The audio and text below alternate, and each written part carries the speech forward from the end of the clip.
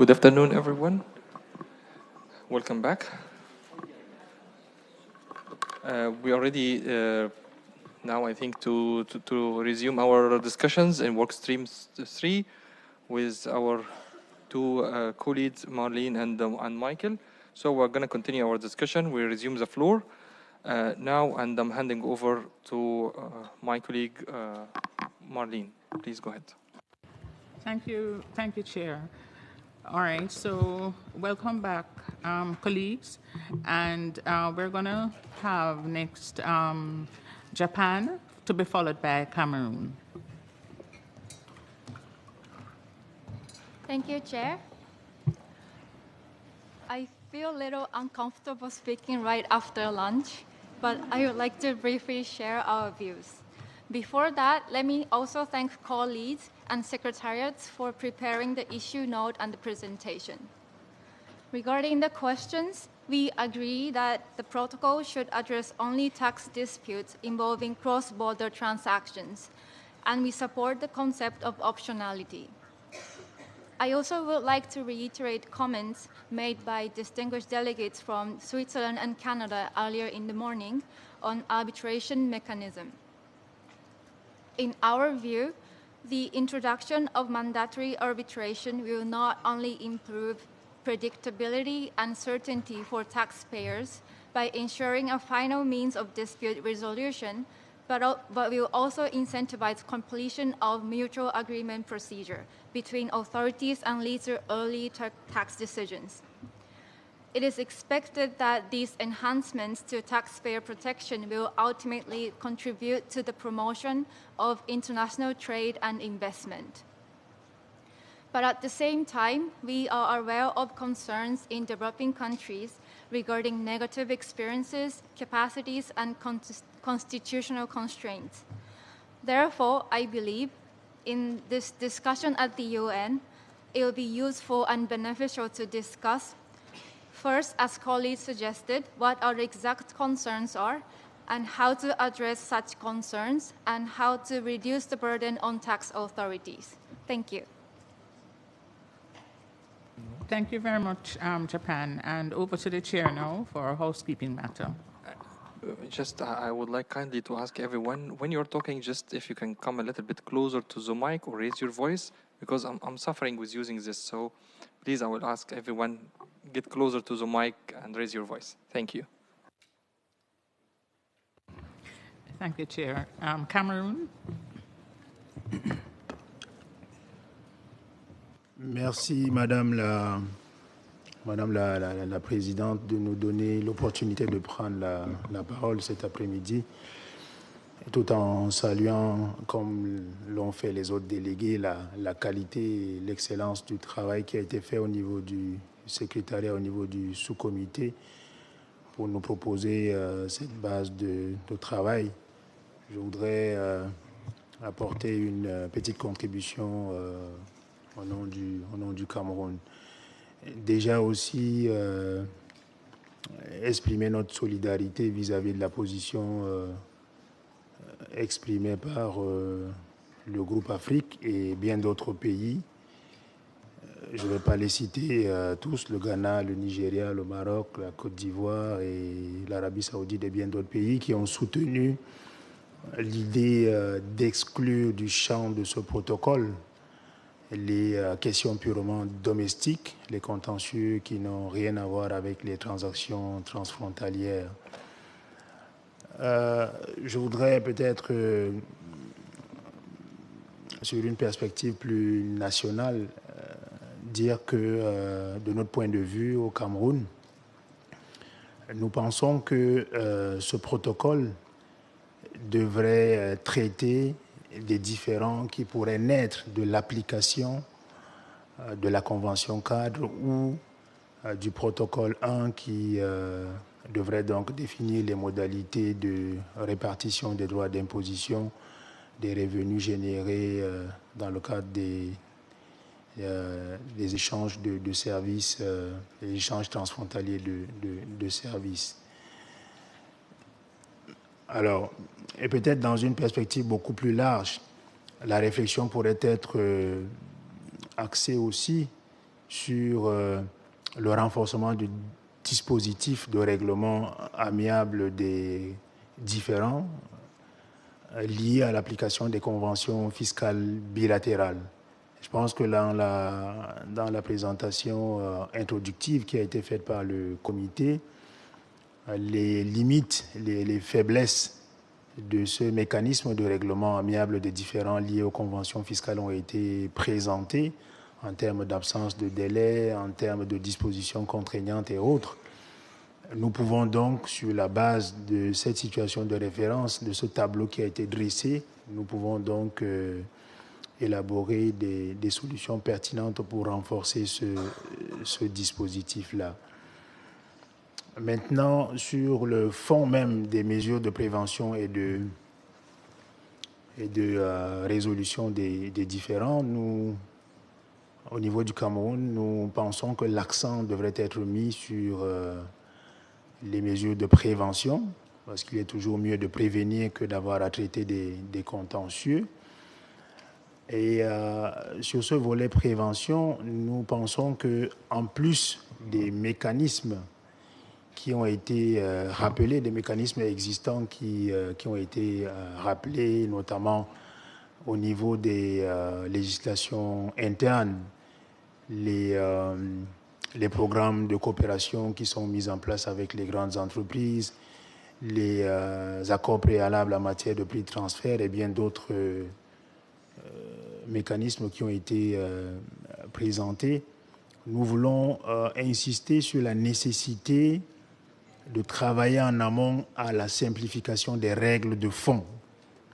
Et cela devrait nous interpeller dans le cadre des travaux qui sont menés parallèlement sur le protocole 1, où il va falloir s'accorder sur les règles de répartition des droits d'imposition. Je pense que nous devons travailler à imaginer et à nous accorder sur des règles qui soient les plus simples possibles afin de limiter les risques de contentieux. Donc, parce que autant les règles sont complexes, nous allons avoir beaucoup de contentieux. Et à cet égard, nous voulons saluer la proposition qui a été faite par le Sénégal de dire qu'il faut faciliter l'accès au renseignement contenu dans les déclarations pays par pays, qui est un outil important d'analyse au risque pour faciliter les contrôles en matière de prix de transfert. Dans cette même logique, nous voulons aussi peut-être encourager à la mise en place d'une base de données intergouvernementale des comparables en matière de prix de transfert, parce que ça aussi, ça reste une difficulté importante au niveau des pays en développement, l'accès aux bases de données des prix de transfert pour faciliter les contrôles sur les transactions intra-groupes.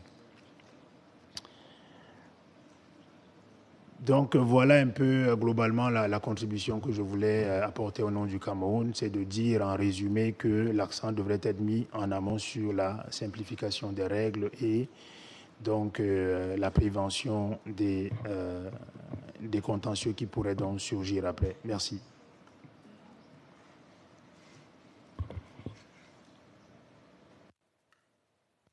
Thank you, Cameroon.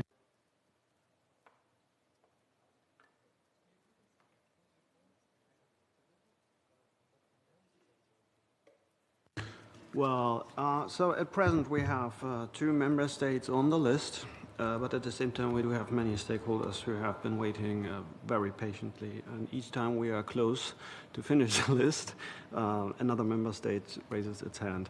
If we continue that way, stakeholders will never get the opportunity to speak. This is why we give the floor now to the stakeholders. Member states will be parked or deferred for the time being. So, but we will have another round of member state contributions. So let's move on to the stakeholders. And first is the African Tax Administration Forum. Thank you, Chair. And on behalf of ATAF, we'd like to first commend the work of the co-leads and really thank you for the issues brought about in the issues note. Further, we'd like to align ourselves with the comments expressed by Ghana on behalf of the Africa Group. Chair, we'd also like to highlight that there may be a need to elaborate the relationship or the nexus between the dispute resolution protocol and other protocols, noting particularly that jurisdictions may sign on to one protocol and not the other. As such, we believe that elaboration of the dispute resolution mechanism in the Framework Convention itself, as highlighted in paragraph 13 and in line with our comments mentioned yesterday, would be a way forward in terms of bringing about that nexus or that relationship. We further believe that the mechanism should have linkages to the protocols so that it addresses disputes arising in those protocols. And what may be a mechanism to trigger or engaging in this mechanism could be elaborated in an article in the protocols themselves. Now, regarding the issues raised around countries that do not have tax treaties and therefore disputes may not arise, we believe and we fundamentally see that this is work for the future and that we are in the process of developing a multilateral treaty in the form of Protocol 1. And so that protocol will also have parties that sign onto it, and that in itself will create, may lead to disputes arising in the future. And so we believe that if we look to the future, there may be a situation where disputes arise from those that are signatories to that multilateral protocol that we are currently in, or rather developing. And then finally, Chair, we also lend our voice to many of the comments that have been made earlier on, that disputes should be, we should look at cross-border transactions, and that domestic disputes have domestic legal frameworks within local jurisdictions to deal with that. On that note, Chair, we thank you once again for the comments and we yield the floor. You are very welcome, and thanks to you. So the floor goes now to the Major Group for Children and Youth. Thank you, Chair. My name is Alexa Dominique, and I'm speaking on behalf of the FFD Children and Youth constituency of the Major Group for Children and Youth. Chair, within our discussion of the protocol, we must remind ourselves that the decisions made here today must not have a short-term effect on the global economy, but an ever-evolving and adaptable approach that is able to effectively plan for the future and eradicate the faults of the past across all sectors, not solely limited to the economy. Chair, we believe that in crafting an equitable and sustainable tax convention, it is necessary to find innovative solutions to litigation of tax disputes. Currently, the litigation of the tax dispute is a time and resource-consuming process with no guaranteed resolution even after decision made under domestic laws. This process has proven to disproportionately affect marginalized communities, as well as children and youth, pulling funding and resource allocation from the educational sustainable sectors. It is vital that within the framework of this convention, the youth don't suffer at the hands of economic advancement. The youth believe that transparency and information sharing are the key to the prevention and resolution of tax disputes. We call for active and consistent information sharing across both member states and the private sector, fostering a meaningful collaboration and allowing all parties to share a joint interpretation of rules, thus working on a united front. The reform of the current taxation system isn't a unilateral mission, but a global vision. Furthermore, in forming this convention, we cannot fail to address a globalized digital economy. Therefore, we call for the further investment in an implementation of digital tools for real-time data, sharing audit collaboration, and tracking the digital economy. We believe that the youth can aid in the implementation and creation of such tools, fostering intergenerational change. Distinguished delegates, chair, colleagues, the issues that we addressed today will continue to leak into the future unless we work together to create innovative solutions that don't merely affect tomorrow, but the decade to come. Thank you. Thank you very much. The floor goes now to INESC. Muchas gracias, señor presidente. También reconocer el gran trabajo que se ha realizado en este grupo de trabajo y la labor realizada, por supuesto, por los co-líderes de este grupo de trabajo. Soy Luis Moreno, estoy interviniendo en representación de la Red de Justicia Fiscal para América Latina y el Caribe y la Alianza Global por la Justicia Fiscal. Como hemos señalado en nuestro documento de propuestas que se ha enviado al INC y a lo largo de las intervenciones realizadas durante estas 2 semanas, consideramos que la mejor forma de resolver el desafío que plantean las disputas tributarias es atacar de problema la raíz de estas. Los problemas que enfrentamos van mucho más allá de lo que pueden resolver las actuales herramientas de resolución de disputas, que pueden durar años de años. Para ir más allá, a nuestro entender, significa renovar el sistema vigente de tributación para las empresas multinacionales, el cual está basado en normas de precios de transferencia y el principio de plena competencia. Una verdad vale la pena repetirse una y otra vez. Mientras permanezcamos atrapados en este sistema, cada país queda solo para recaudar los impuestos que debería cobrar legítimamente. Esto da lugar a numerosas disputas, difíciles de resolver, ya que se basan en comparables para establecer los precios reales de las transacciones, comparables que a menudo realmente no existen. El sistema de precios de transferencia son un reflejo de una de las mayores ficciones del siglo XXI, a saber, que una multinacional y sus filiales son entidades independientes. Esta es, tal vez, la ficción más costosa de la historia moderna. La Convención Fiscal de Naciones Unidas, que está siendo negociada, debe garantizar una tributación justa y efectiva de todas las multinacionales. El sistema basado en sus beneficios globales, distribuidos de manera justa entre los países de acuerdo con la verdadera participación en su actividad económica. En otras palabras, es hora de pasar a una tributación unitaria, con distribución proporcional. El debate de las controversias debe centrarse en la prevención. Cambiar las reglas para gravar a las empresas resolvería las principales causas de la mayoría de las disputas tributarias y priorizaría la prevención mediante un sistema más simple, justo, eficaz e inclusivo. La Convención Marco debería otorgar a la Conferencia de las Partes un mandato claro para promover este enfoque. Por último, nos gustaría señalar que como organizaciones de sociedad civil creemos que es esencial poder contribuir activamente a este grupo de trabajo, con el fin de seguir aportando propuestas que ayuden a promover y fortalecer el debate. Gracias. Thank you very much for your contribution. We give the floor now to the International Chamber of Commerce.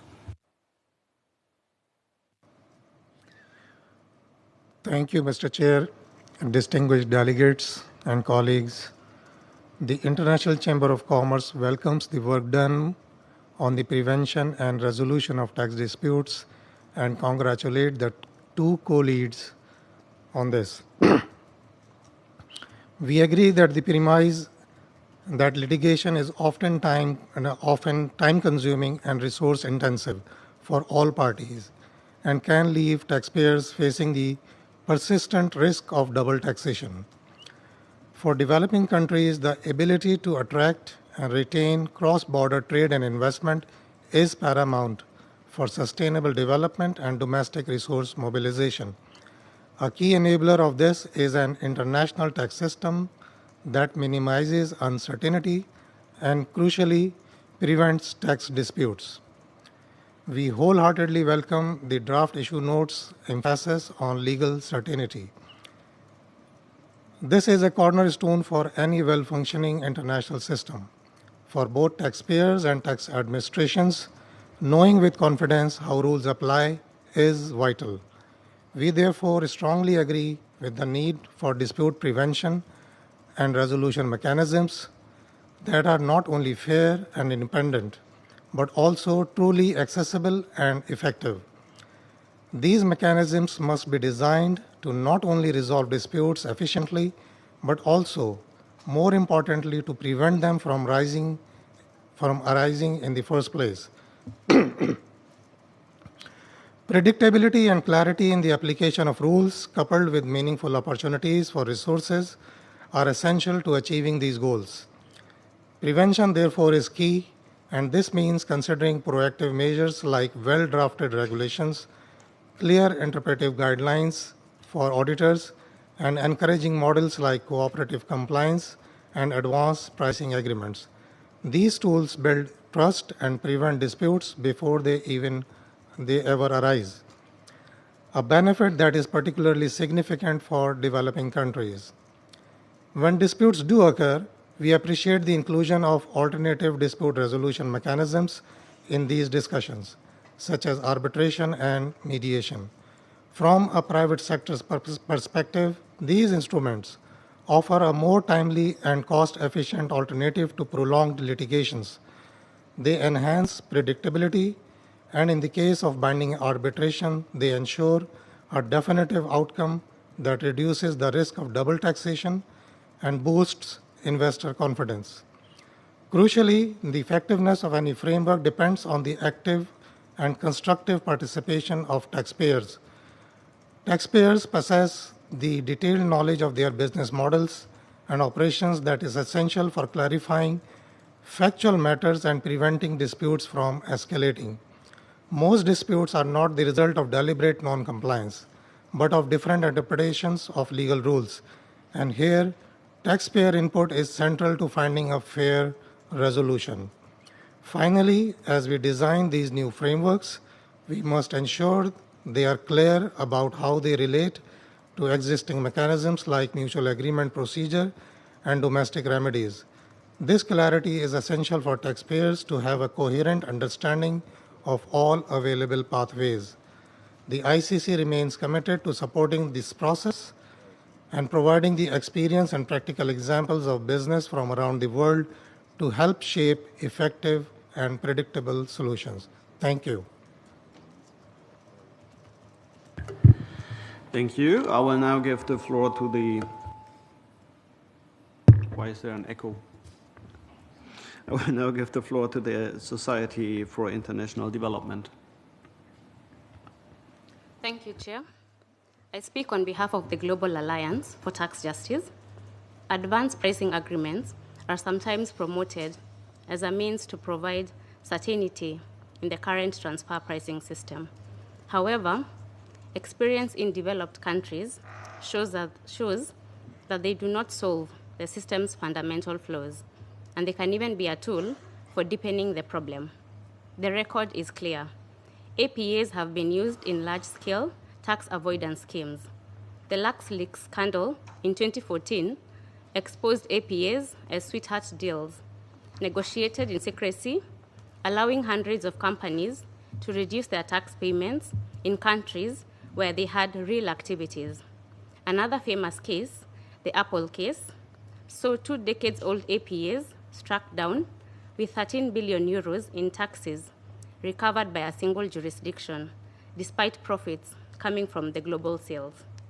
For tax administrations, developing APAs consumes significant time and resources in an attempt to reinforce a transfer pricing network that has consistently proven unfit for purpose. Far from providing legal certainty, APAs lock in questionable profit allocation methods for years.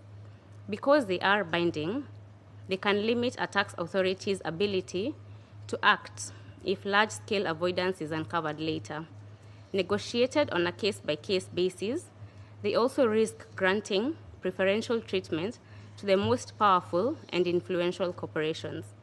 Embedding such instruments risks legitimizing harmful tax practices and deepening inequalities in the global tax system. Some technical fixes in favor of multinationals are not the solution. The revenue losses from the current system erode the capacity of governments to fund essential public services, from health to education, that are crucial for gender equality and the achievement of sustainable development goals. This is not merely an issue of capacity. APAs cannot provide any answer to the difficulty of taxing multinationals in the current transfer pricing system. The solution lies in structural reform, replacing the failed transfer pricing framework with unitary taxation of multinationals on worldwide profits, allocated according to real economic activity. The Framework Convention should give the Conference of the Parties a clear mandate to advance this approach, to ensure fairness, and finally turn the page on transfer pricing and its derivatives, including APAs. Thank you.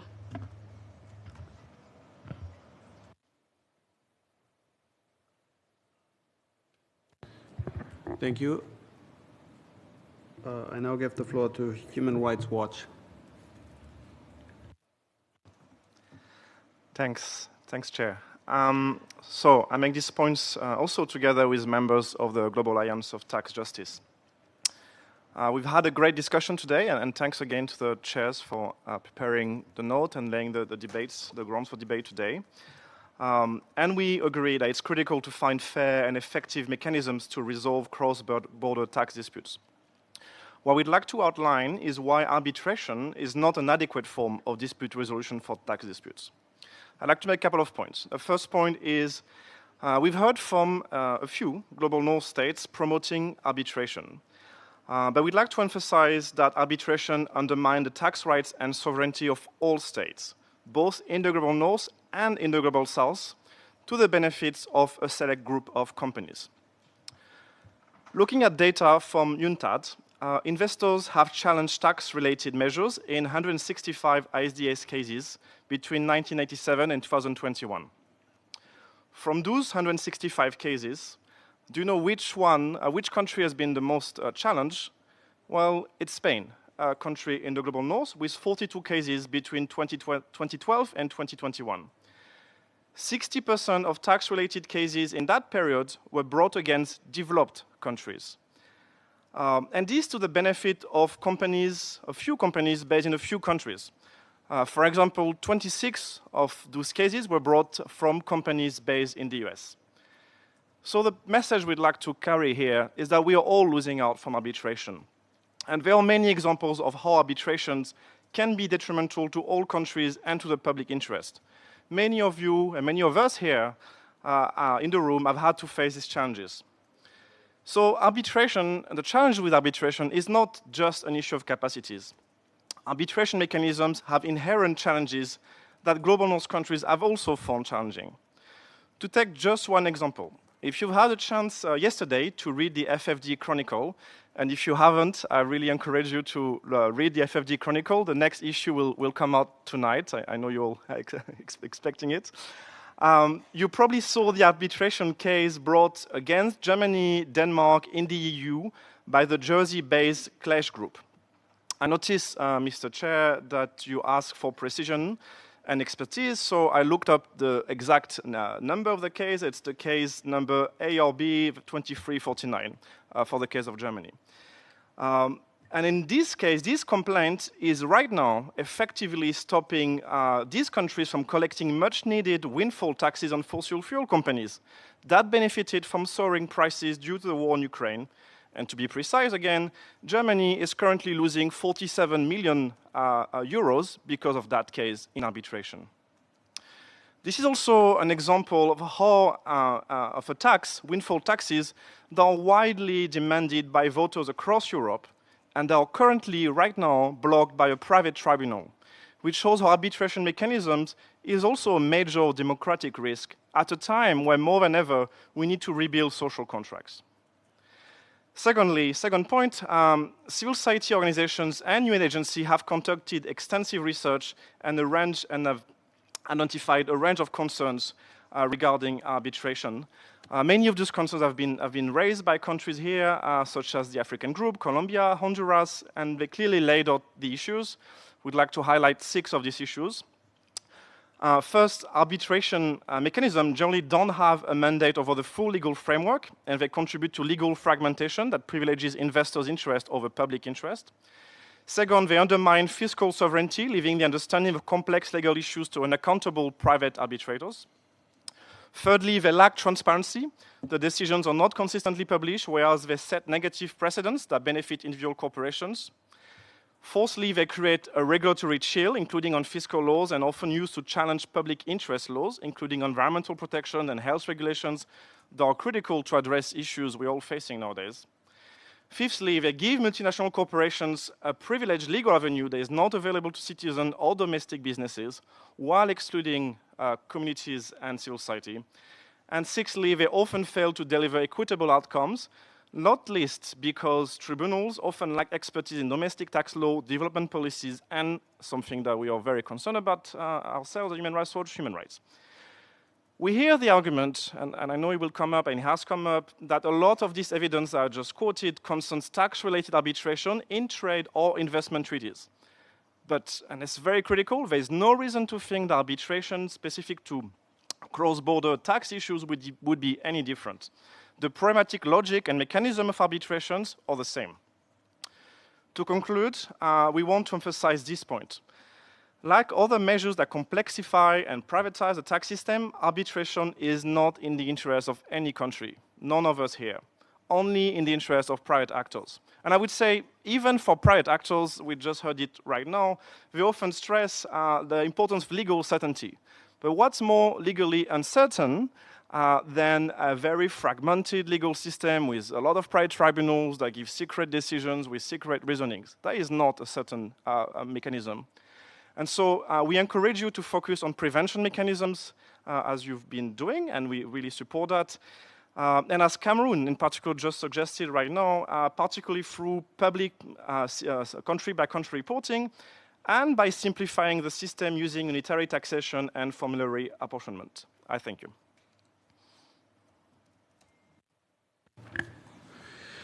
Thank you. Lucky me, in my capacity as co-lead, I am in a position to simply take note of the remarks regarding Germany. But honestly, thank you very much for this substantive contribution. The floor goes now to the African Union. African Union, please. Thank you, Mr. Chair. Excellencies, distinguished delegates, the African Union fully aligns with the position of the Africa Group as delivered this morning by Ghana. The positions of Nigeria, Morocco, Cote d'Ivoire, Zambia, Algeria, Kenya, Sierra Leone, Senegal, Tanzania, Lesotho, Cameroon, and ATAF.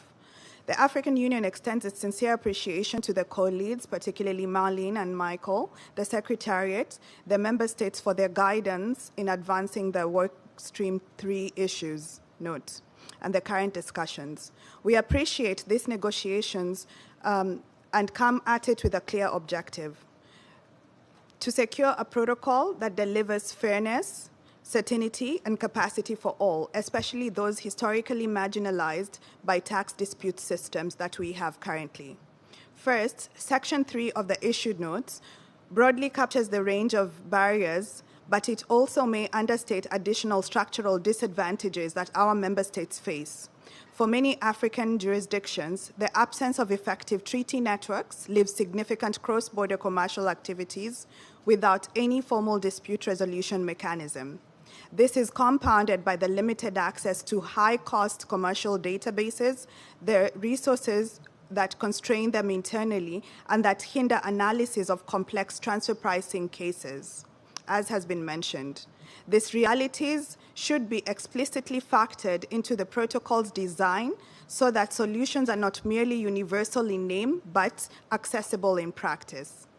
The second protocol's central legal commitments should be focused on cross-border disputes, an area of significant legal uncertainty, revenue risks, and potential for double taxation or double non-taxation. Thirdly, the protocol should embed proactive prevention measures, not merely reactive resolution measures. Joint audits adapted to capacity levels, simplified advanced pricing agreements, cooperative compliance models, and digital tools to remote collaboration are essential. Finally, technical assistance must be a cross-cutting pillar. Small capacitated constrained administrations, especially in developing countries in Africa, cannot meaningfully participate without sustained institutional and human resource support. Again, this is not charity. It is merely a prerequisite for an equitable and effective global tax system. Mr. Chair and co-leads, the African Union is committed to support this process to ensure the final text embeds principles of equity, flexibility, and capacity building. Our objective is to design a robust framework that addresses the unique needs of all states, promoting fairness, effectiveness, and in international tax cooperation. Thank you.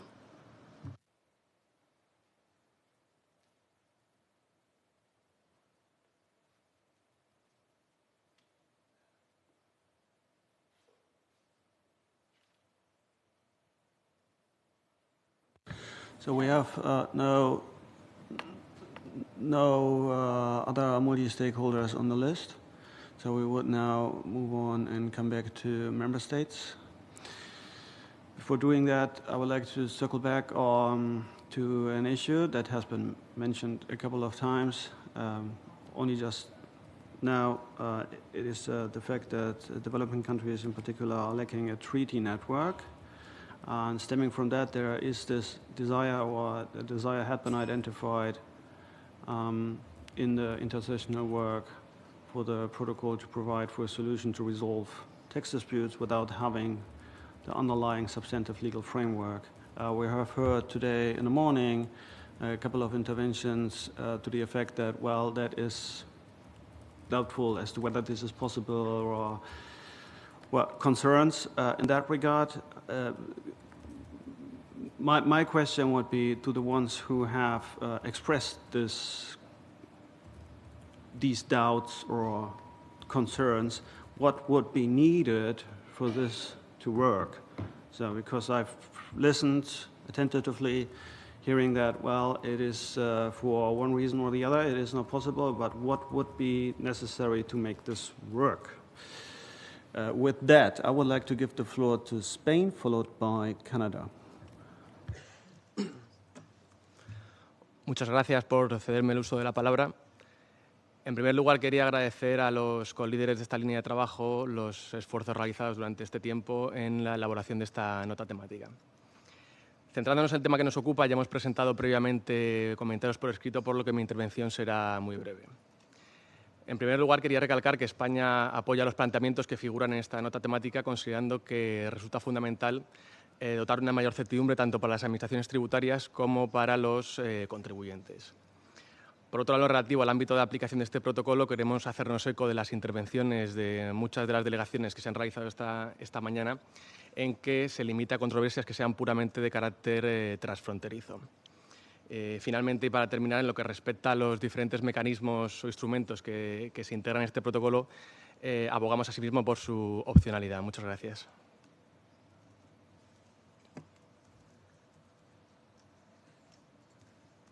Thank you. Canada next. Thank you, Mr. Khalid. And I appreciate the opportunity to come in a second time on this discussion and want to address the issue that has been raised for a desire to have a dispute prevention and resolution mechanism. I think maybe it's a resolution mechanism that was more discussed in this context when there is no tax treaty in place.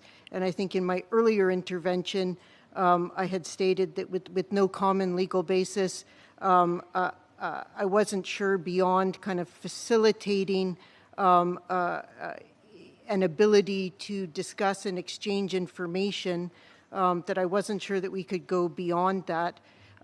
In further reflecting and listening to the other interventions that I've heard, and reflecting on what Norway said this morning, I think we have maybe a couple of different cases.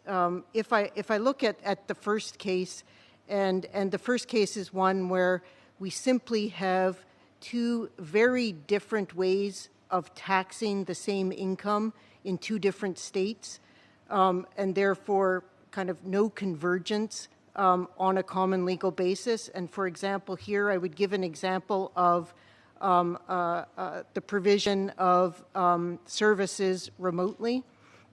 You may have one country that's the resident of the service provider, provides services to another country, and there is a payment from that other country cross-border to the residence country. The residence country taxes worldwide income, would tax that business income on a net basis, and so would take the gross payment less any expenses and subject it to tax. If the other state is one which we have heard where some jurisdictions, absent a treaty, would subject a tax on any payment leaving their jurisdiction, there would also be a tax imposed in that state. Clearly, there would be double taxation subject to the residence country having some form of foreign tax credit that's available in the absence of a treaty. I see it difficult to find a way to resolve a dispute in terms of double taxation in this case because there is no agreement on the common legal basis. Contrast that perhaps from the case of transfer pricing, where there is a general acceptance of transfer pricing rules, transfer pricing guidelines, both in accordance with the UN Model Tax Convention, the OECD Model Tax Convention, and a number of the products that have been developed by the UN Expert Tax Committee in respect of transfer pricing. If there is a general acceptance of the arm's length principle, but there is no tax treaty in place, one way to establish a common legal basis would be to accept the text of effectively an Article 9 from one of those two model tax treaties within the protocol itself, therefore providing for a common legal basis on which a dispute could be solved. I think you'd then have to have consideration of whether provisions in addition to an Article 9 would be required. But I think at its base, what would be required would be the acceptance of a common legal basis between two or more states to allow for resolution of dispute in the absence of a tax treaty.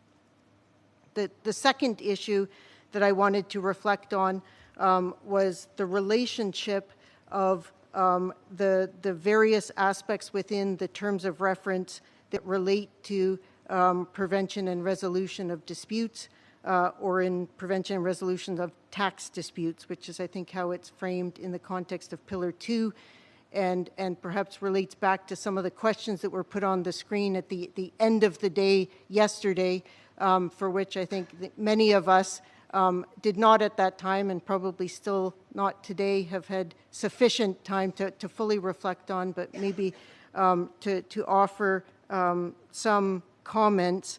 And again, it's difficult to offer those comments given that we have not had a full discussion within the first work stream with respect to the scope of the various aspects under the Framework Convention. But if I refer to the dispute settlement mechanisms, and if I look at some existing framework conventions, and in particular having looked at tobacco and climate change, it appears that the settlement of disputes provision is typically limited to the interpretation or application of the Framework Convention itself.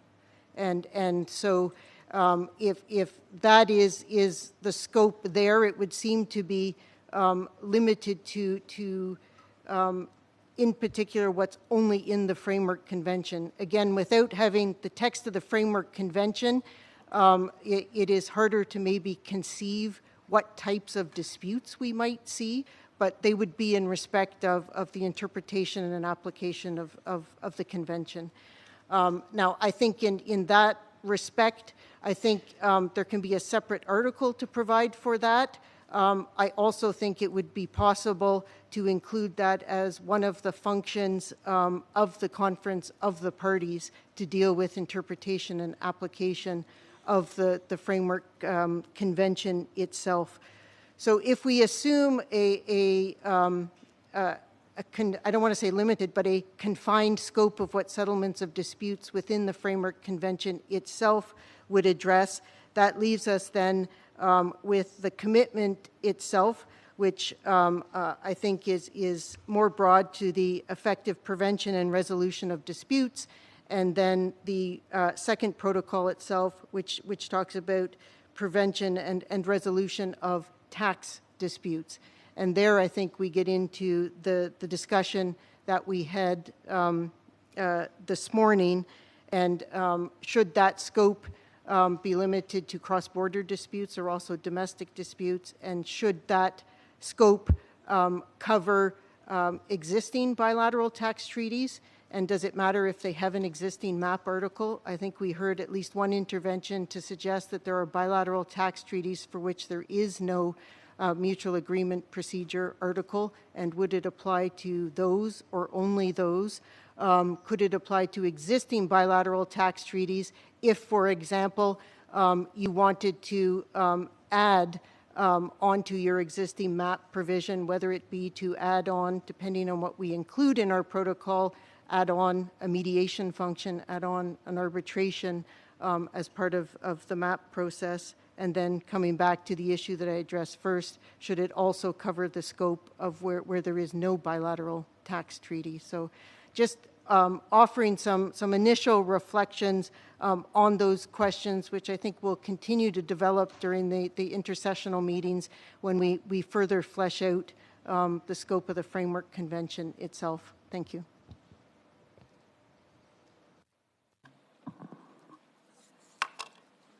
Okay, thank you very much, Canada, for these comments.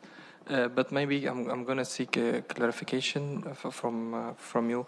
I think the first example you mentioned about two countries in which there is a service provider and other one, and who is paying, and this example that you provide, I think it's more about the rules that govern this. So it more goes under Protocol 1 rather than being a dispute in itself. So this is how the rules is working and how we can really look at the rules. This is the first one. Second thing, like again, in the context of that, we are clarifying the terminology that we are using, because we use the same words, but maybe everyone has like different understanding for it. So when we talk about that, this is not for Canada, I mean, my inquiry is for everyone. It's when we are talking about to be limited to the cross-border, not to the domestic. What do we mean by domestic? So is it the domestic, which is a dispute that maybe be raised domestically, but with like one of its side or have some reflections internationally, so it's part of this dispute is related to other country?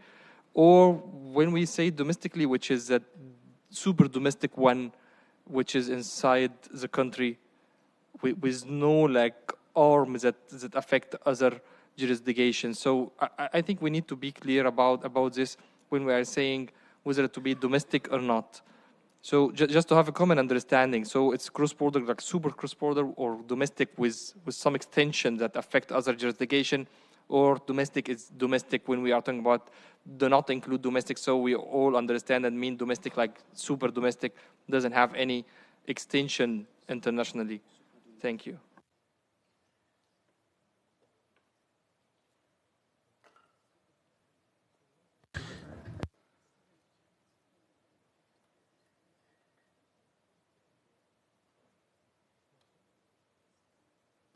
Thank you, Mr. Chair, for your remarks.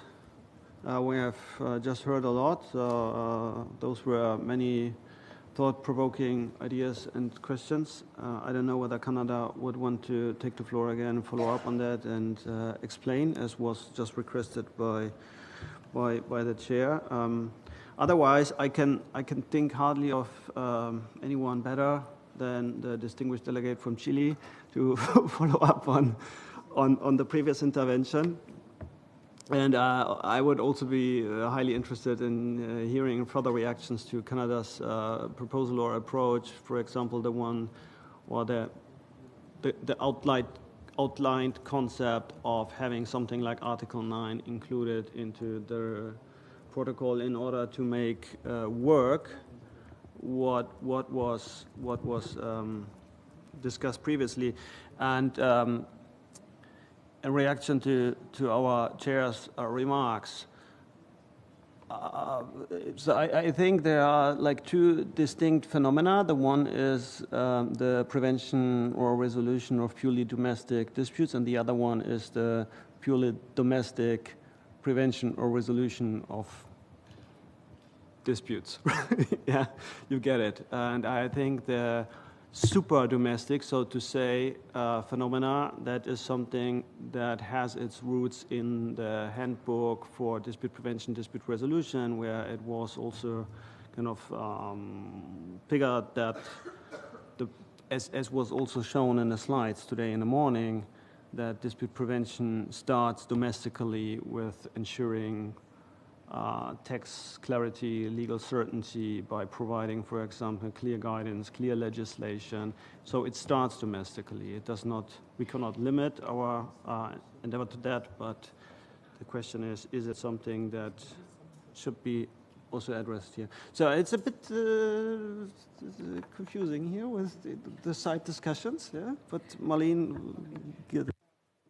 So I just clarified with the chair so that we don't get into definitional issues about super domestic and introduce another layer of confusion. Super domestic means exclusively domestic.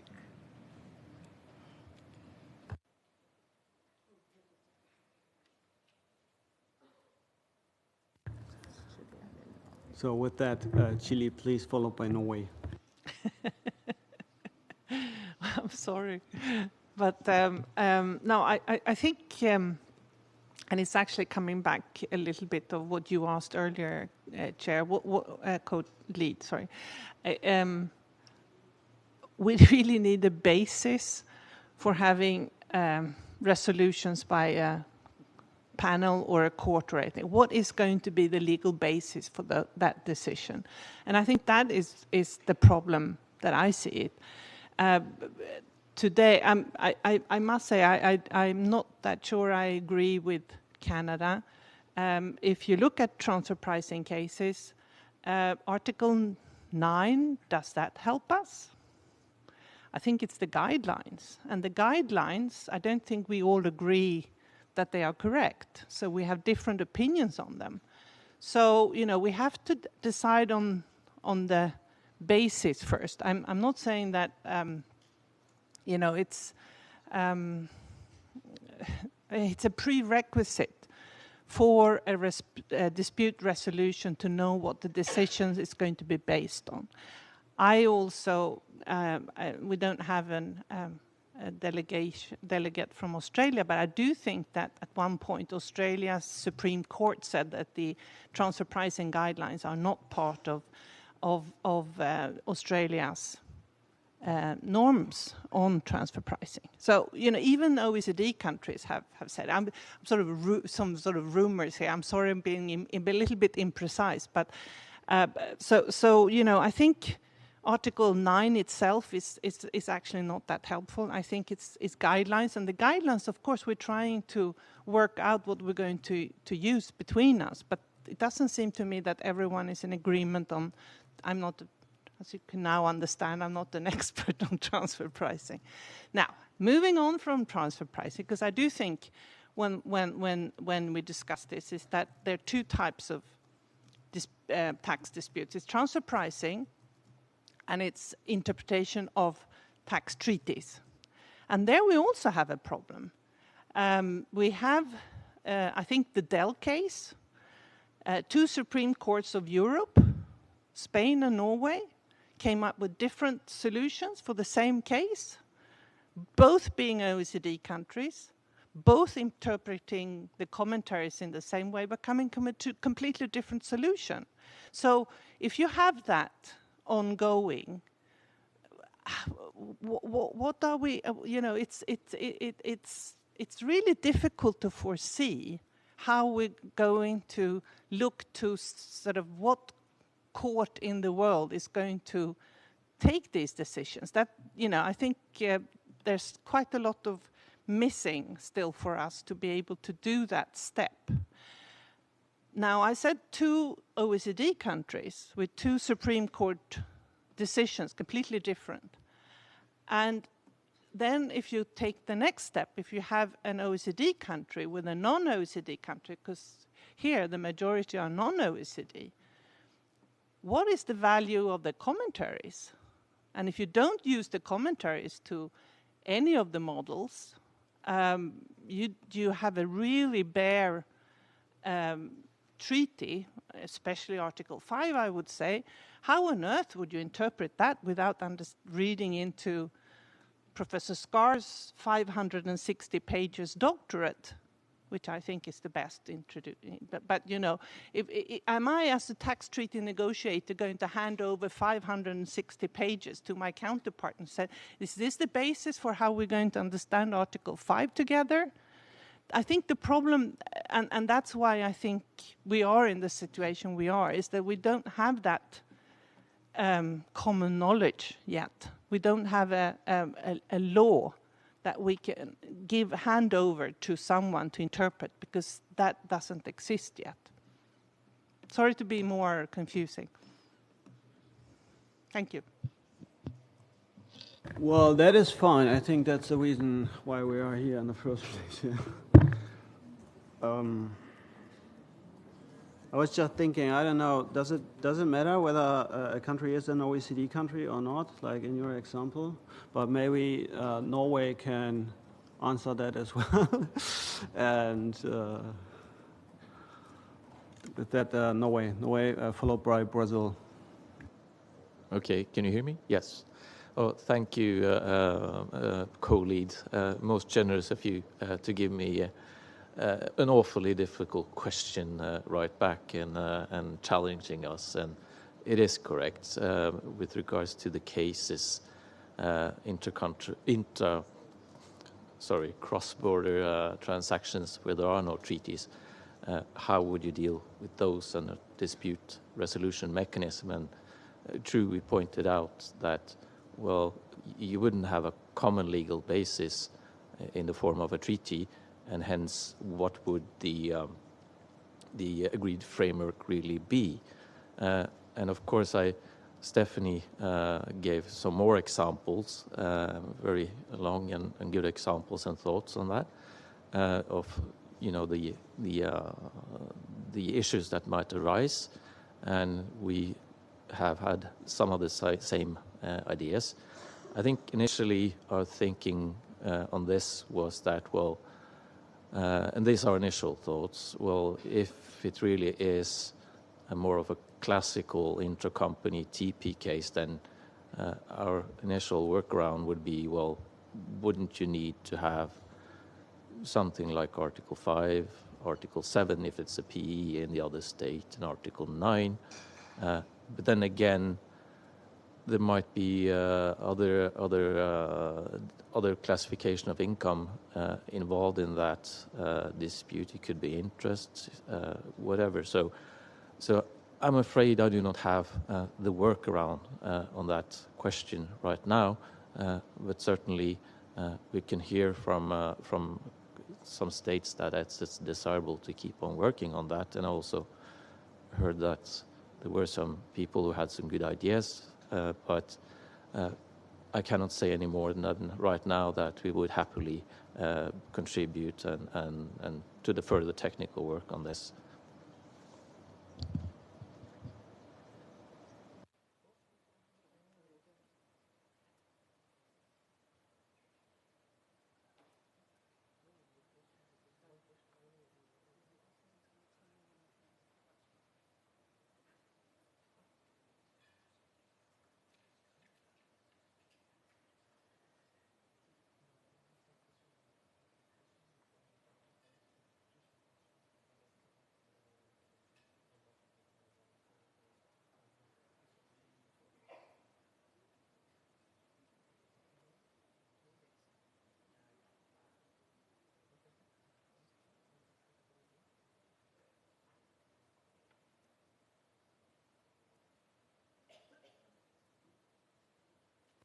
Well, Norway, it is not that I'm disappointed, so it was not a serious ask to you to find a workaround right away.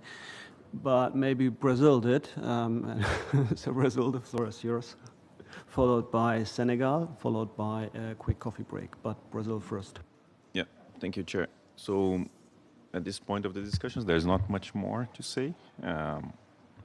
I think that the issues note did a good job pointing out the main discussions and possible tools to be investigated, as in the toolkit. I think the best approach so far would be to have a program in relation to extending the dispute resolution to cases beyond tax treaties. I don't have a final position, but definitely it could be seen as an incentive. I mean, if developing countries don't want to have tax treaties, that could also be a good way out. It will definitely reduce the incentive to negotiate tax treaties if they do have access to a dispute resolution mechanism outside of tax treaties to solve transfer pricing cases. And definitely it would affect their bargaining power to negotiate tax treaties. I have also heard the idea of having a tribunal or something like that, of a whole structure, maybe within the UN. I also believe that it's a bit premature to go in depth in that direction. We simply don't know. I mean, at least from my side, we are not sure how it would work. There are so many uncertainties, and whether the size of the structure, how it would be managed, and all of the implications about it. It doesn't mean that we could not explore other approaches, maybe having a list of experts that could be maybe funded to help in addressing some cases, not in the same model as the tax inspectors without borders when they go to other countries, but just as experts to express their views, maybe. That could also help as in the mediation part of it. And finally, I think the most important one is in relation to having a starting point of the discussions on transfer pricing. I believe that it's not only agreeing or not agreeing with the guidelines. The guidelines leave a lot of room for interpretation and option for national legislations.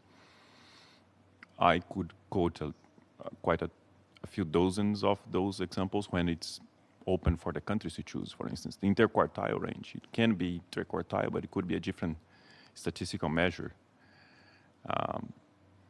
The loss-making company should be part of the pool of comparables that can be also limited by domestic legislations.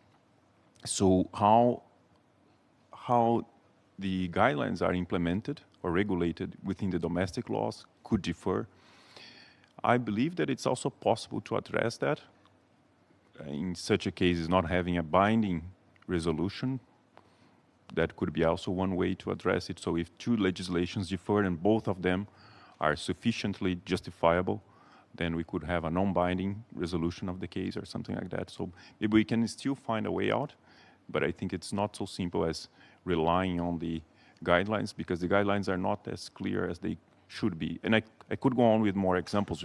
Business restructuring could be even worse. So thank you. I think those are my remarks. Thank you. Thank you for those. Senegal, please. Merci, Monsieur le Président. En réponse à la question qui avait été posée, je pense que la première incohérence que je note, même à travers la question, c'est de savoir si, à l'état actuel, nous pouvons prévoir cette situation de cas. Parce que c'est des cas quand même qui nécessitent au préalable que nous soyons informés de la substance même de notre convention ou de la substance même de nos protocoles, pour pouvoir dire voici le type de différend qui pourrait apparaître et voici effectivement la manière dont ce différend devrait être adressé. Certaines propositions ont été faites en mentionnant par exemple l'article 9 qui parle d'ajustement en prix de transfert. Mais est-ce le seul différent auquel nous pourrions faire face? Et si on aurait à faire face uniquement à ce différent, cela signifierait que dans la convention ou dans le protocole, qu'on aurait des dispositions qui parleraient des prix de transfert, qui parleraient du principe de pleine concurrence, et que les différends qui seraient nés de son application devraient être traités par ce protocole. Donc l'article 9 en lui-même me semble être très étriqué parce que nous aurons des différends qui porteraient sur la caractérisation, des différends qui porteraient sur l'interprétation. Donc, ça pose déjà des limites à ce niveau. Et si je me réfère aux slides qui ont été présentés ce matin, je pense qu'il était proposé que le protocole traiterait des différends qui seraient nés de la Convention ou qui seraient nés des protocoles. Donc, si ce différend doit être né du protocole ou des conventions, on ne serait pas...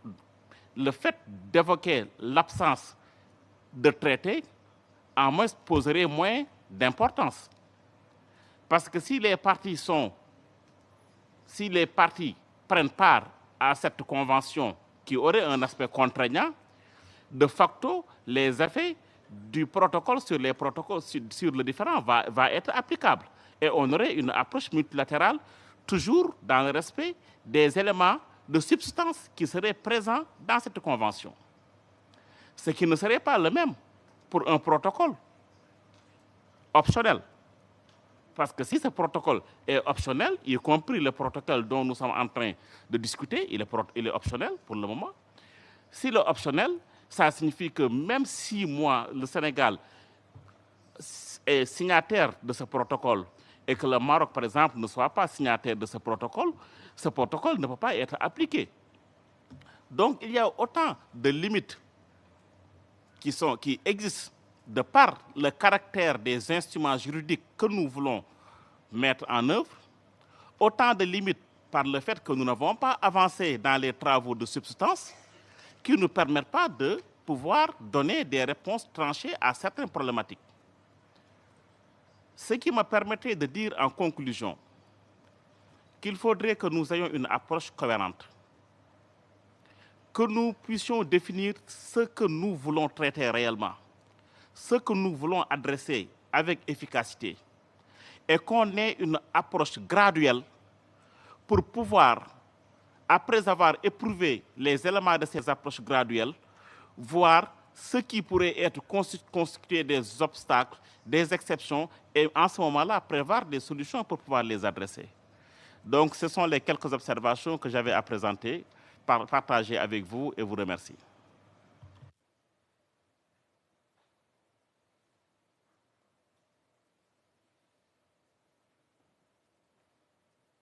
I thank you, Senegal, for sharing those considerations with us. I think you rightly reminds us that our consideration may be too narrow, and I totally agree that we need a coherent approach, a holistic approach to everything.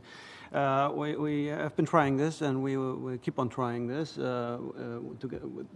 across all three work streams in the intersessional work, but also here within or in the margins of this session. One question, allow me one question, a follow-up question. You spoke about the lack of progress in substantive work. Would it be possible for you to elaborate on that? And in the meantime, I would like to give the floor to Kenya. Kenya, please.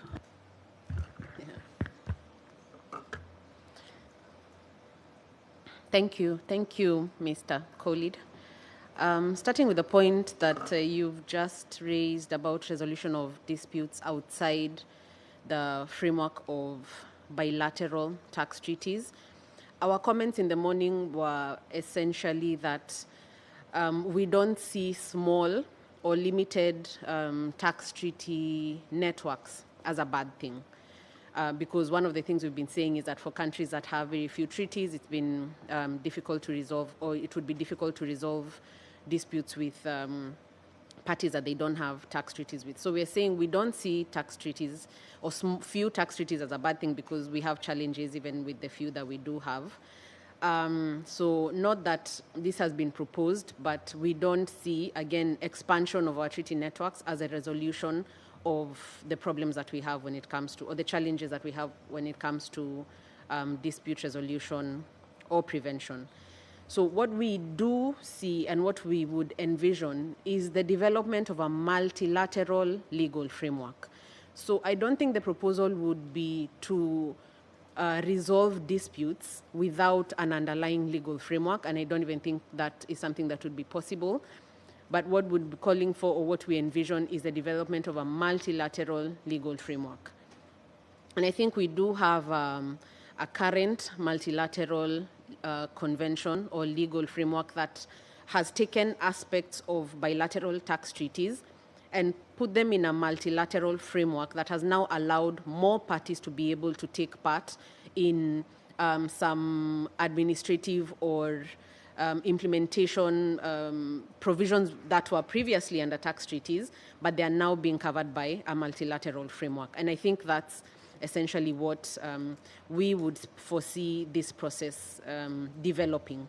So not calling for resolution of disputes without an underlying legal framework, but calling for the development of a multilateral framework, multilateral legal framework.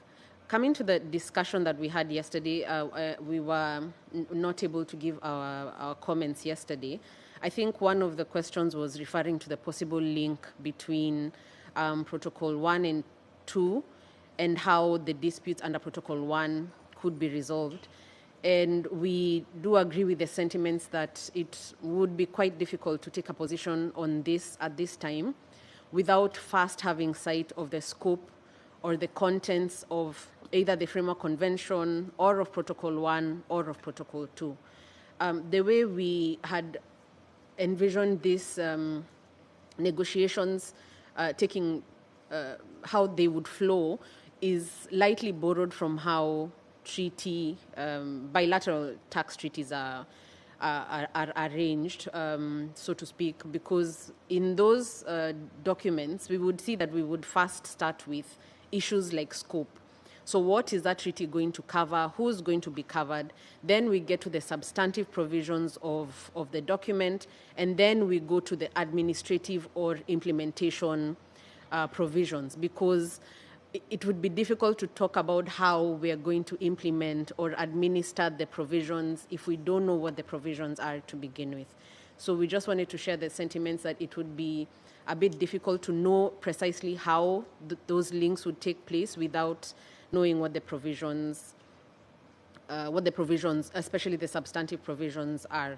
Having said that, and keeping in mind the optionality of the protocols, there were two possible solutions that had been proposed yesterday and that we had also kept in mind that could be discussed within the workstream as we go along.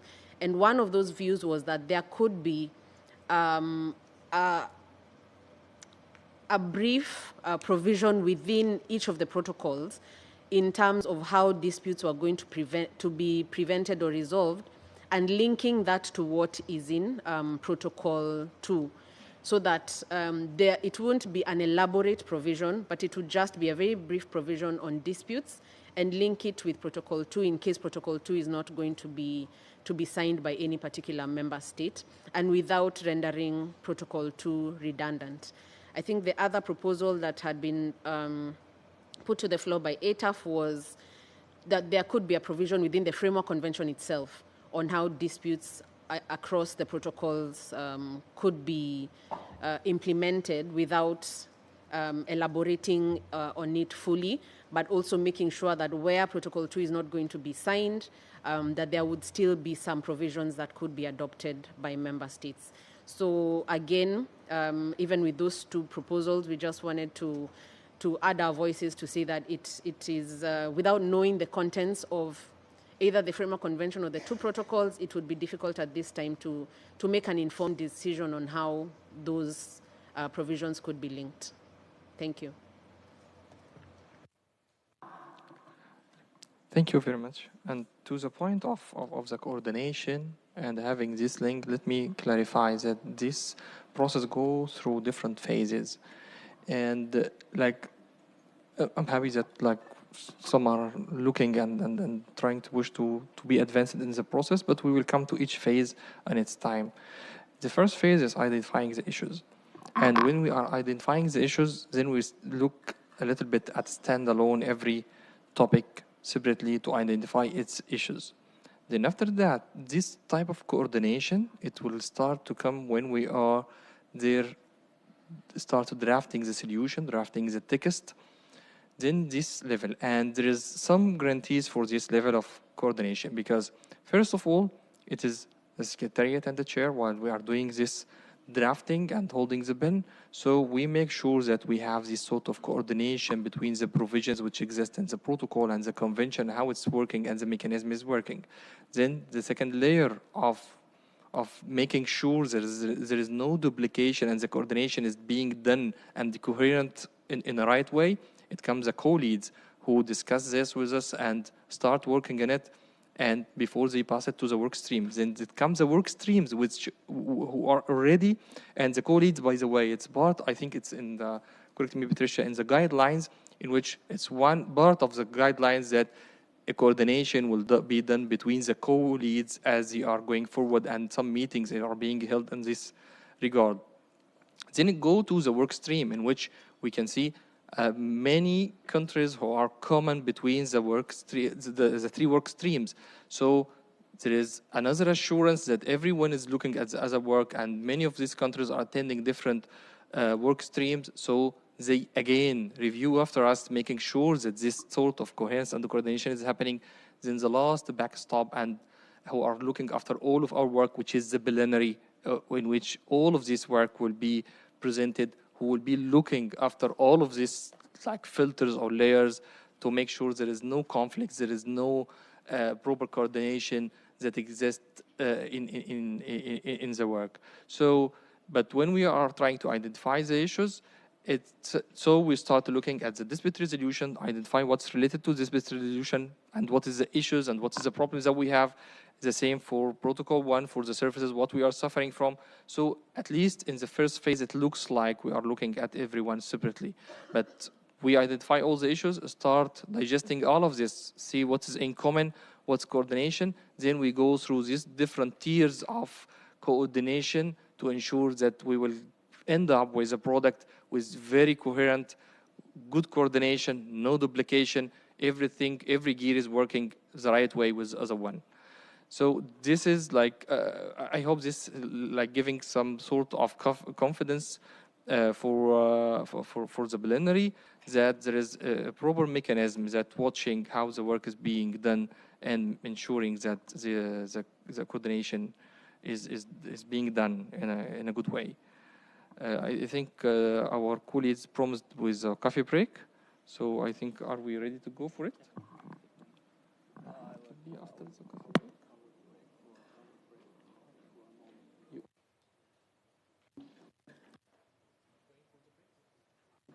Okay, so we're going to have like 10 minutes coffee break, then we'll be back when it's 5 to 5.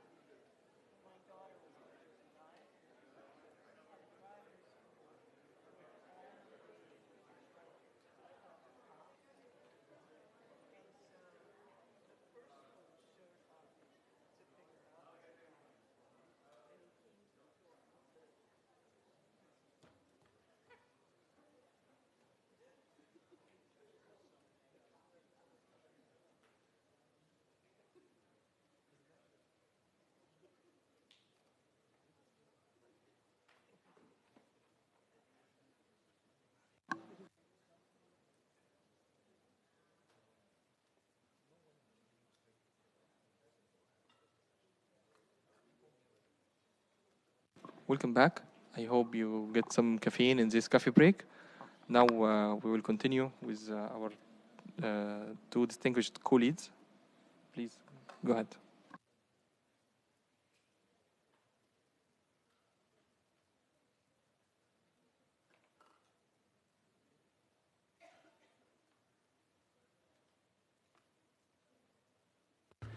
Thank you for being back. Before we give the floor to Ataf and followed by another stakeholder, I wanted to give the Secretariat the opportunity to share with you 1, 2, 3 questions you might ponder about in the meantime. Thank you, Mr. Co-Lead. So this goes back both from reading the statements or the inputs and from some statements earlier today. And so I just want to make sure I understand exactly what the position is, because essentially the statement from the Africa Group and other member states, certain member states, was we don't want mandatory arbitration and we don't like last best offer arbitration.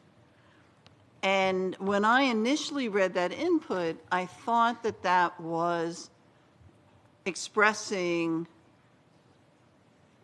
a preference for sort of traditional arbitration over last best offer in the case where you had sort of voluntary or optional arbitration.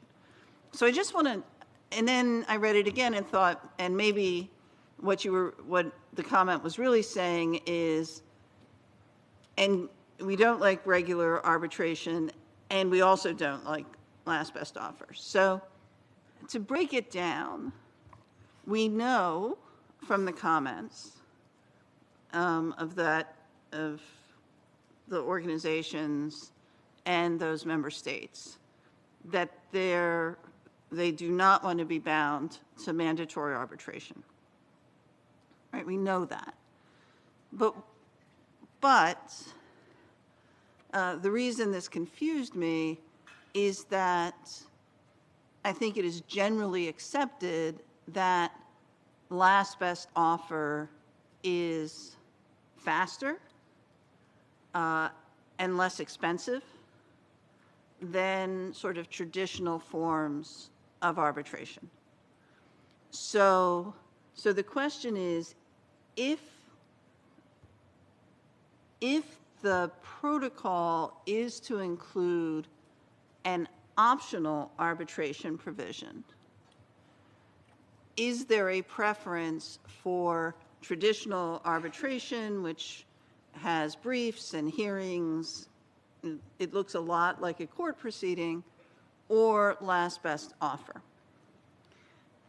The other point, and it's a related point, is that a lot of the last best offer provisions that have been adopted in actual treaties say that there can be no reasoned opinion. Right? Last best offer means the arbitrators have to agree on one number or another number put forward by the two states involved. But there's no reason you could not have a reasoned decision, right? The arbitrators could say, we chose this number instead of that number for the following reasons.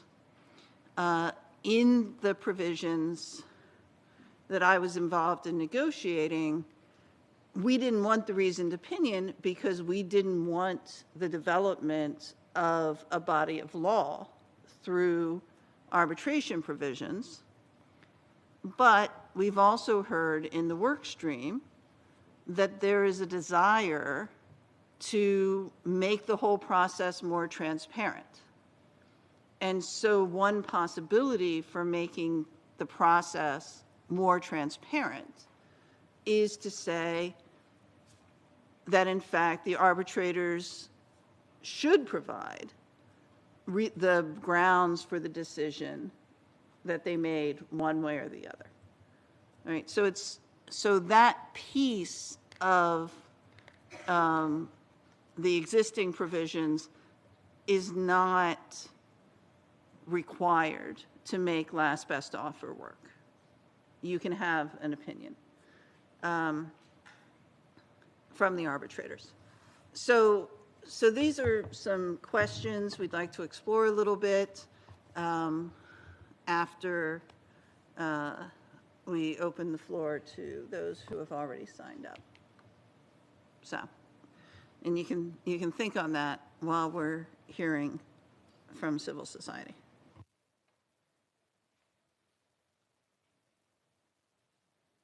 Exactly. As just said, you are kindly invited to reflect on the Secretariat's remark. In the meantime, we proceed with the speakers list, on which at the very top is ATEF. ATEF, please. Thank you, Chair, for giving us the opportunity to come back a second time. We want to weigh in on a few issues for emphasis and also to try to clarify some. Number one, the scope of the application, will it apply to domestic dispute? ATAF have stated both in its writing and its numerous intervention that going by the interaction we have with our members, their preference, which have also been expressed by them in this forum, their preference is to have the focus on bilateral or multilateral issues and not on purely domestic issues.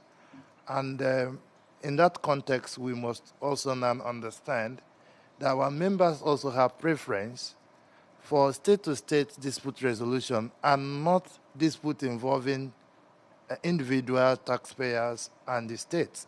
Such dispute will naturally come within the legal framework of our various sovereigns. Having said that, we want to clarify again the point made to say that what happens where members do not have tax treaties, what becomes the basis of dispute and again the basis for dispute resolution. We want to clarify that there are two scenarios. Three, actually. One, where there is no tax treaty relationship existing between parties, there is absolutely no basis for disputes to arise or to even resolve those disputes, even when they arise. Because, I mean, there is no legal relationship upon which the dispute will arise in the first place. That is certain and is given. The second scenario is in respect of existing treaties and legal relationship between parties.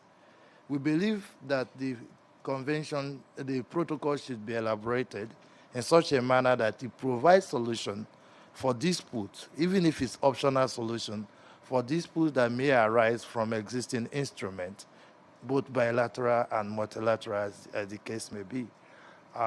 Supposing that parties agree to use that option as against the options that may be provided in the treaties themselves. Then the number three is what my colleagues have said before, just for purposes of emphasis. We are developing multilateral instrument. Example of it is the Protocol 1. If Protocol 1 is developed, the protocol on cross-border services, and parties sign onto that protocol, it becomes a basis for legal relationship between parties. It possibly will become a basis upon which dispute may arise.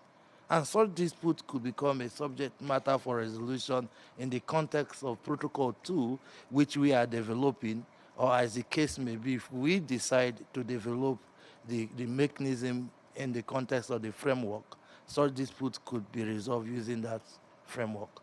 So we want to quickly say that, and then we thank you, Chair, for giving us the time again.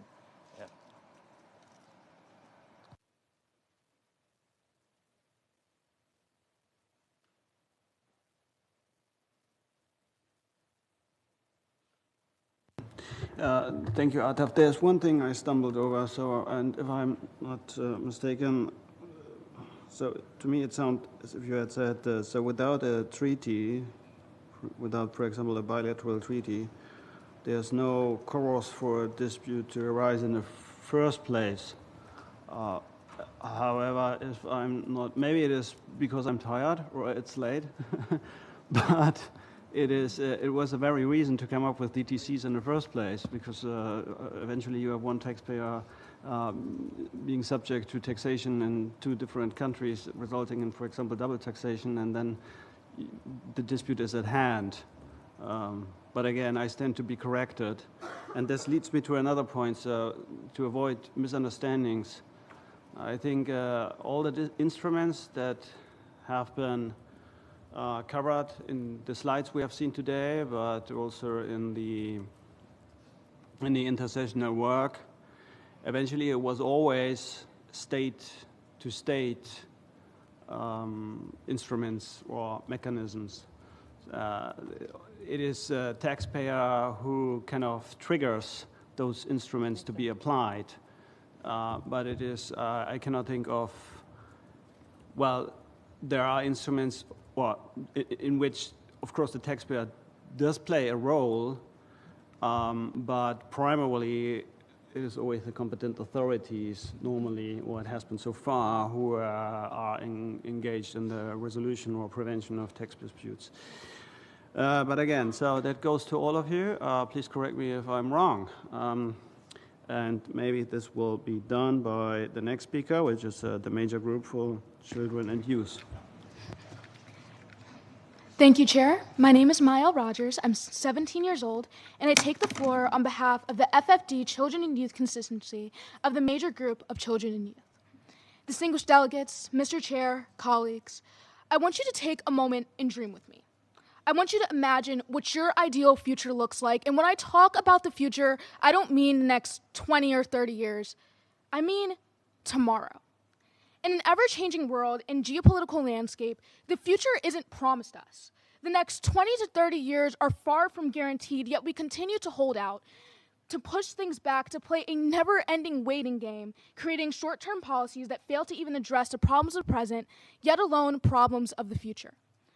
When I close my eyes and I dream of tomorrow, I dream of conventions that aren't mere formalities, imitations of a solution using ambiguous language to perpetuate equity, thus blinding our shared global vision, but actionable causes that don't fall short in the face of change.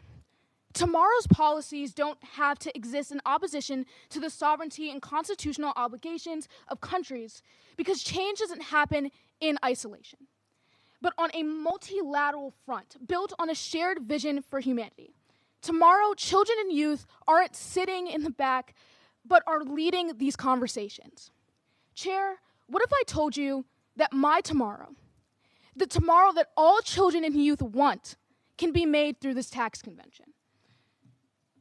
Chair, in creating a convention that helps save our future, we cannot solely limit the protocol to address tax disputes, but actively cite mechanisms for resolution and prevention of tax disputes while strengthening and establishing global tax deals across all nations. Furthermore, we believe that in cases where arbitration is completely necessary, it is vital that these processes are transparent and do not impede on the fiscal sovereignty of any nation. Children and youth call for the clear and precise language in defining various tax relations, thus allowing all nations to have a united understanding of rules and regulations of taxation. Distinguished delegates, colleagues, Mr. Chair, I ask you to join children and youth in dreaming of our tomorrow and making it a reality. Thank you.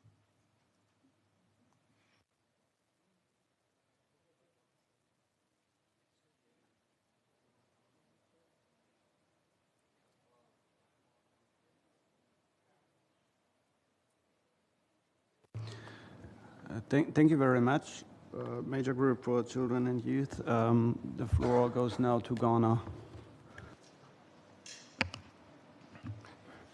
Thank you, and good afternoon, everybody. I find myself in a very interesting dilemma. Just as I think I understand what is being discussed, something comes up and I'm back to zero. And welcome in my world.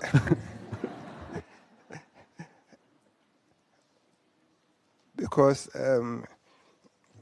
as we've been discussing arbitration, I get confused. Just now, I think the issue cropped up that, okay, if there's no double tax agreement or convention, then basically there's no basis for dispute. Michael gave a reaction to that. But what disputes are we discussing? I think it's one of the things we need to settle on. Otherwise, we'll continue going around in circles. So it's something we need to settle on. Now, another, but something else, we're talking about arbitration. For those of us in Africa, if you followed the history of malaria, we've been changing malaria drugs several times.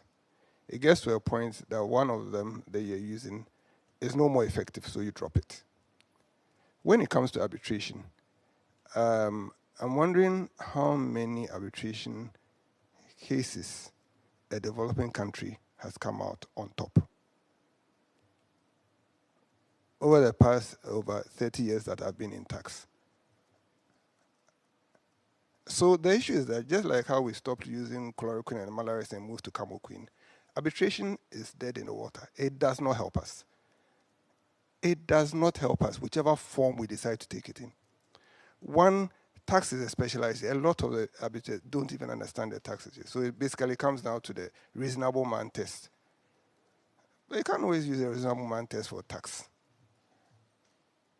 So I think that this issue where we've been discussing arbitration on the African side and the Web side is a very simple thing. It's not that it might work elsewhere. It might work for something else, but it doesn't work for us. And that's a simple reason why we are saying that let's move to, once we have something at the UN level, let's look at what method we can use. But arbitration does not work for us. So it's not something we even want to consider in the first place. Thank you.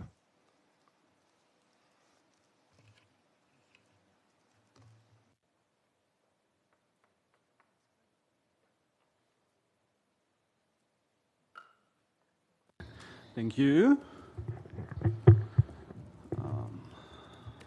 We are going to be discussing and investigating what we can do. We're going to do that. So an interstitial part between now and Nairobi, and it was outlined previously in our Nairobi session. Currently, we are still trying to identify the issues. Was just said, it does not work, arbitration does not work for you. And it was also made, I've heard the link to cases. I'm not sure whether the absence of cases is a good indicator for whether something works or does not work. So at least we have heard previously that arbitration comes with it does have an effect of general prevention, so to say. So it incentivizes coming to terms in MAPs. And something what we have definitely heard in the interstitial work was that it is unsatisfactory that MAPs occasionally end with an agreement that there is a disagreement, and this is something that needs to be tackled. I think that would be in all of our interests. Well, are there any other member states, speakers, stakeholders who are eager to contribute or to respond to the question that were raised by the Secretariat? Or any other aspects?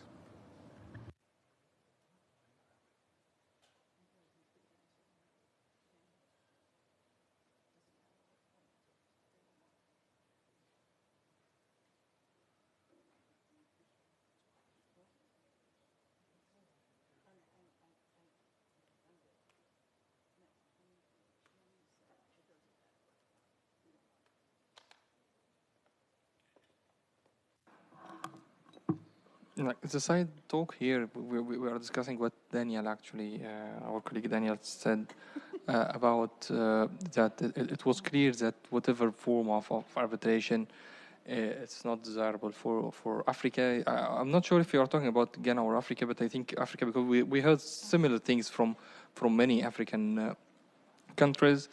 So if any African country would like to come on this also and echo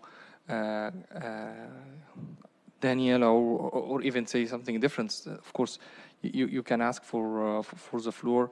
But I guess from what we heard since morning, that it's the same case for Africa. So I think for today we we completed our course of work, and again, we are a little bit ahead of our schedule for today. And so as I don't see any requests for the floor from member states or multi-stakeholders, so we can close today informal discussions and see you all tomorrow morning at 10 a.m. the same room. Thank you all and have a good evening.